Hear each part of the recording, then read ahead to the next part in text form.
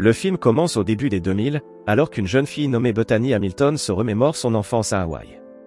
Sa maison familiale était près de la mer, et ses parents étaient des passionnés de surf. Cet amour pour les vagues salées s'est également transmis à Bethany et à ses deux frères aînés, Noah et Timmy. En grandissant avec deux frères plus âgés, elle est devenue extrêmement compétitive. Sa passion pour le surf est aussi partagée par sa meilleure amie, Alana Blanchard. Les deux filles sont pratiquement inséparables depuis leur enfance. Elles surfent habituellement ensemble et rêvent toutes deux de devenir des surfeuses professionnelles. Actuellement, Bethany est une adolescente qui vit sa meilleure vie avec sa famille et ses amis. Elle se rend régulièrement à la mer avec sa planche de surf et passe des heures à pratiquer et à profiter des vagues. Ce n'est pas juste un passe-temps pour elle, mais une partie intégrante de sa vie. Un bel après-midi, alors que Bethany s'amuse à surfer, son frère Noah l'appelle depuis le rivage. Il lui rappelle qu'ils vont être en retard pour leur ministère à l'église. La religion, tout comme le surf, est une partie importante de la vie des habitants d'Hawaï. Bethany sort donc rapidement de l'eau pour rejoindre sa famille à l'église locale. Pendant le service, elle apprécie une belle chanson des choristes, parmi lesquels se trouve sa responsable du ministère de la jeunesse, Sarah Hill, et Alana. Quelques heures plus tard, dans sa chambre, Bethany joue distraitement un air sur son ukulélé. Tout en regardant par la fenêtre, elle aperçoit une scène adorable, sa mère, Sherry, et son père, Tom, s'affrontent dans une compétition de surf. Elle informe rapidement ses frères, et le trio sort pour s'amuser avec leurs parents. Ils évaluent les compétences de leurs parents en surf et plaisantent entre eux.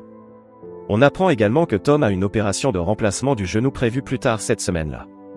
Quelques jours plus tard, Bethany et Alana arrivent sur une plage voisine pour une compétition locale de surf junior.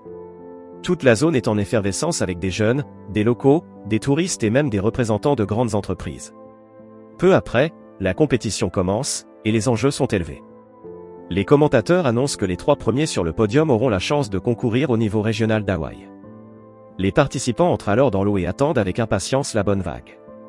Ils seront jugés en fonction de leur maîtrise de la vague et des figures qu'ils peuvent réaliser.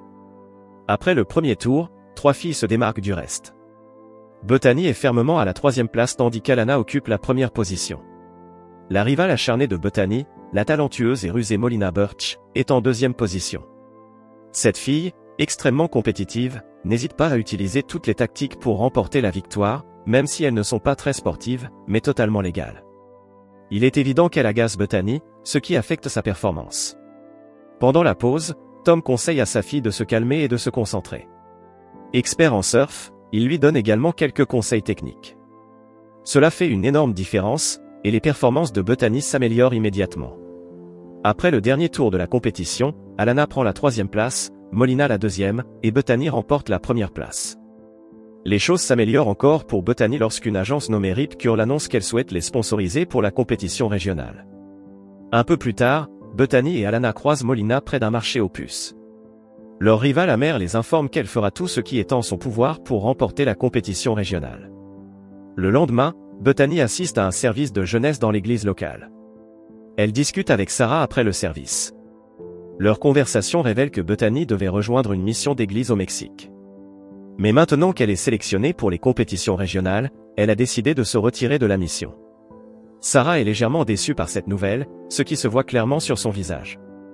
Plus tard, Bethany raconte cette interaction à sa mère et lui demande si elle a pris la bonne décision. En réponse, Sherry lui dit que c'est à elle de décider et que personne ne peut l'y contraindre. Ce soir-là, Alana arrive chez Bethany, et elle s'éclipse pour aller surfer de nuit. Cependant, cette sortie parvient aux oreilles de Sherry, qui confronte sa fille dès le lendemain matin. Elle reproche à Bethany de ne pas l'avoir informée de cette sortie, qui peut être dangereuse. L'adolescente répond que si elle l'avait fait, Sherry ne l'aurait pas laissé y aller. Tom, également présent, soutient sa fille. Il part ensuite à l'hôpital pour son opération du genou accompagné de son fils cadet. Pendant ce temps, Alana, son père Holt, et son frère Brian viennent chercher Bethany pour une rapide session d'entraînement. Le trio arrive rapidement au bord de mer et commence à surfer. Initialement, la session se déroule comme prévu. Les jeunes s'amusent en chevauchant les vagues et en réalisant des figures. Cependant, les choses prennent une tournure sombre lorsque les enfants s'allongent sur leurs planches tout en restant dans l'eau. Alors que Bethany laisse pendre son bras gauche dans l'eau, un requin l'attaque soudainement. Le puissant prédateur lui arrache le bras gauche. Le chaos s'installe, et Bethany est rapidement sortie de l'eau. Dans les moments qui suivent, Holt demande à son fils d'appeler les secours et utilise sa chemise pour faire un garrot sur le bras ensanglanté de Bethany. Brian court ensuite jusqu'à son camion, garé à proximité, et appelle les secours. Il informe également Sherry de la terrible nouvelle. Pendant que Tom se prépare pour son opération, une infirmière entre et informe le chirurgien qu'un adolescent local a été attaqué par un requin. Tom devient immédiatement curieux de savoir qui est la victime. Mais le chirurgien le calme en promettant de lui donner des nouvelles une fois la situation clarifiée. De retour sur la plage, Holt et ses enfants transportent Bethany sur une planche de surf jusqu'à leur camion. Ils prennent l'autoroute et rencontrent l'ambulance à mi-chemin vers l'hôpital.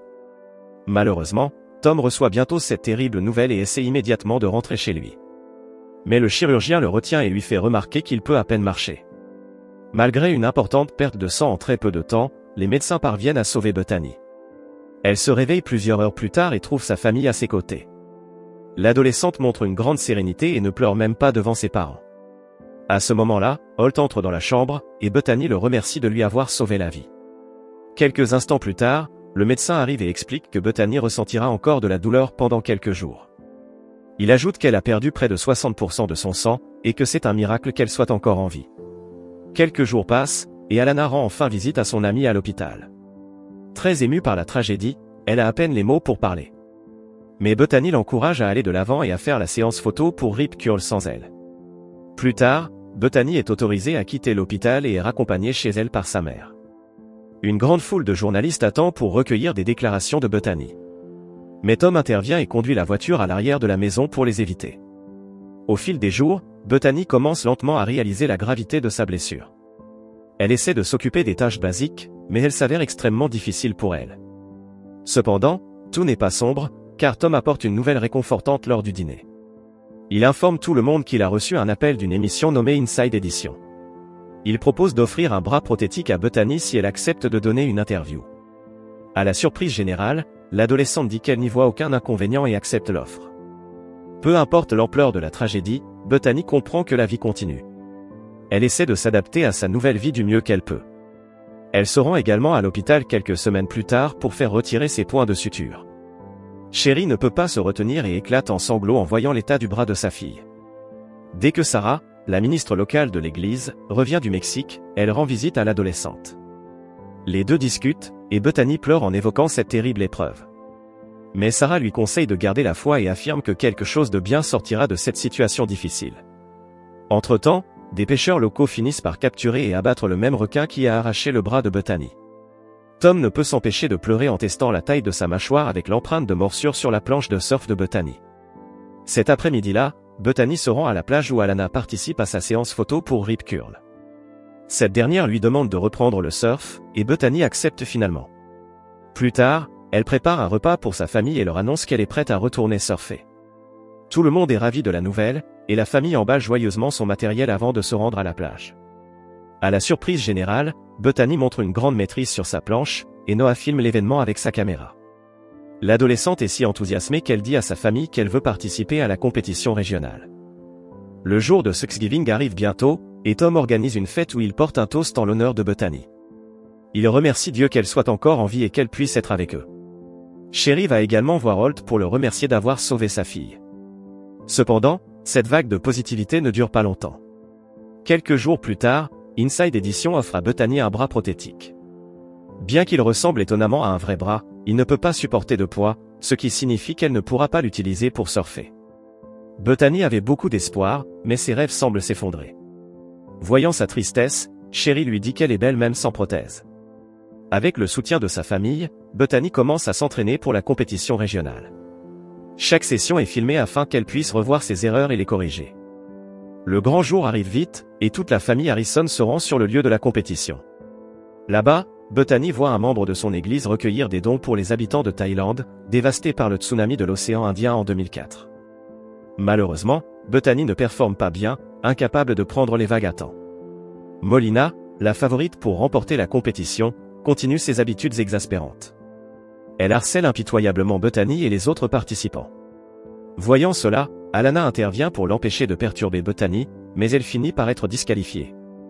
La première journée de la compétition se termine sur une note amère alors que la planche de Bethany se casse, et elle doit être sortie de l'eau. Dans la scène suivante, Bethany réprimande Alana d'avoir tenté de prendre sa défense. Il est évident qu'elle ne veut la pitié de personne. Dévastée par sa mauvaise performance, Bethany donne toutes ses planches de surf et décide d'arrêter le surf définitivement. Tom essaie de l'encourager à ne pas abandonner, mais Sherry lui demande de ne pas pousser leur fille trop fort. Avec le surf maintenant derrière elle, Bethany décide de rejoindre son groupe local d'église pour une mission en Thaïlande. Ils atterrissent bientôt à Phuket, qui est ravagé par le tsunami. Bethany est horrifiée par le niveau de destruction qu'elle voit et commence immédiatement à aider les habitants. Parmi ces maisons détruites et ces personnes ayant tout perdu, Bethany commence à trouver un côté positif à son propre accident. Elle réalise qu'elle aurait pu mourir ce jour-là, comme tant de personnes ici en Thaïlande. Mais à la place, elle est toujours en vie et a la chance d'avoir sa famille. Cela change complètement sa perspective sur la vie. De retour chez elle, Bethany découvre qu'elle a reçu de nombreuses lettres de personnes du monde entier. Apparemment, la vidéo de ses performances aux Jeux régionaux d'Hawaï est devenue virale. Les expéditeurs des lettres lui disent qu'elle est leur héroïne. Cet encouragement motive l'adolescente à participer aux Jeux nationaux qui auront bientôt lieu à Hawaï. Tom conçoit alors une planche de surf spécialement pour elle. Il y installe une poignée en dessous, qu'elle peut utiliser pour éviter de tomber en ramant vers les vagues. Cette méthode ingénieuse est totalement conforme aux règles de la compétition. Dans la scène suivante, Bethany commence un entraînement intensif pour la compétition, incluant des exercices de musculation et des courses d'endurance. Elle renoue également avec son amie Alana. La scène se déplace au jour de la grande compétition nationale. Tom prend sa fille à part pour lui donner un dernier discours de motivation. Il lui révèle que tous les grands surfeurs ont une capacité naturelle à sentir quand les meilleures vagues vont se former. Selon lui, Bethany possède également cette capacité innée et l'encourage à en tirer parti. Bientôt, la compétition commence officiellement, et Bethany reste dans la course avec les autres participants. Elle atteint facilement les demi-finales, à la surprise des spectateurs. C'est là que Bethany se retrouve face à son ancienne rivale, Molina. La jeune fille rusée est extrêmement confiante et soutient ses performances par des notes atteignant 9 sur 10. De son côté, Bethany est en 5e position alors que le temps s'écoule. À quelques minutes de la fin, elle attrape une vague et la surfe majestueusement. Elle réalise même une figure à la crête de la vague, ce qui lui vaut un parfait 10 sur 10. Cela lui laisse une dernière chance de battre Molina. Avec seulement une minute restante, les vagues s'arrêtent. Tous les compétiteurs attendent que les vagues reprennent. Mais, de manière surprenante, Bethany sent qu'une grande vague se forme.